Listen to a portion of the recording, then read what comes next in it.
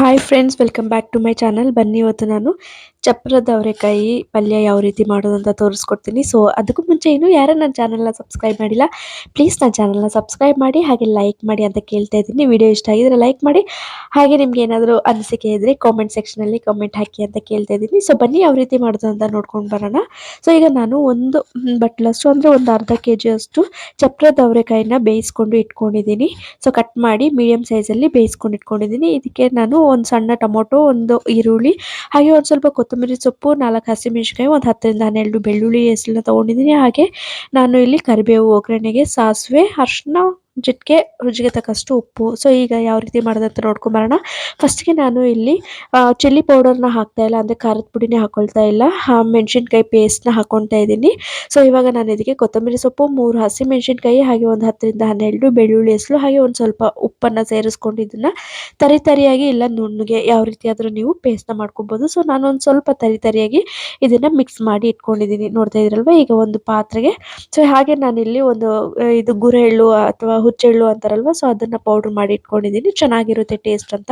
So ಈಗ ನಾನು ಒಂದು ಪಾತ್ರೆಗೆ ಒಂದು 2ರಿಂದ 3 ಟೇಬಲ್ ಸ್ಪೂನ್ ಅಷ್ಟು ಎಣ್ಣೆನ ಹಾಕ್ಕೊಂಡು, ಎಣ್ಣೆ ಕಾದ ನಂತರ ನಾನು ಇದಕ್ಕೆ ಸಾಸಿವೆ, ಕರಿಬೇವು, ಈರುಳ್ಳಿನ ಹಾಕ್ಕೊಂಡು ಒಂದು ಸ್ವಲ್ಪ ಹೊತ್ತು ಫ್ರೈನ ಮಾಡ್ಕೊತೀನಿ.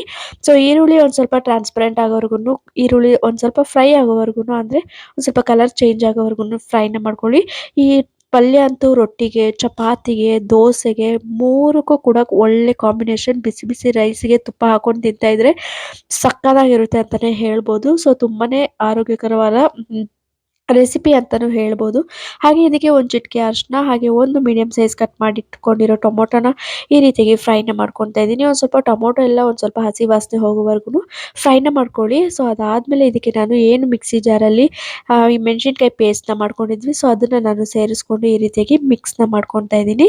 ಸೊ ಹಸಿಮೆಣಸಿನ್ಕಾಯಿ ಪೇಸ್ಟ್ ಹಾಕೊಳ್ಳೋದ್ರಿಂದ ರುಚಿನೇ ಬೇರೆ ಇರುತ್ತೆ ಅಂತಲೇ ಹೇಳ್ಬೋದು. ಯಾವಾಗಲೂ ಅಚ್ಕಾರದ ಪುಡಿ ಹಾಕಿ ಮಾಡೋದ್ರಿಂದ ಅದೇನು ಅಷ್ಟೊಂದು ಡಿಫ್ರೆಂಟ್ ಅನ್ಸೋದಿಲ್ಲ. ಸೊ ಈ ರೀತಿ ಮಾಡುವಾಗ ಉತ್ತರ ಕರ್ನಾಟಕ ಸೈಡ್ ಎಲ್ಲ ಈ ರೀತಿ ತುಂಬ ಮಾಡ್ತಾರೆ ಅಂತಲೇ ಹೇಳ್ಬೋದು. ಅವರು ಒಳ್ಳಲ್ಲಿ ಬೇರೆ ಕುಟ್ತಾರೆ, ಕುಟ್ಟೋ ಕಲ್ಲಲ್ಲಿ. ಸೊ ಅದು ಇನ್ನೂ ಟೇಸ್ಟ್ ಬರುತ್ತೆ. ಸೊ ಇರೋರು ಆ ರೀತಿ ಕುಟ್ಕೊಳ್ಳಿ ಅಂತಲೇ ಹೇಳ್ಬೋದು.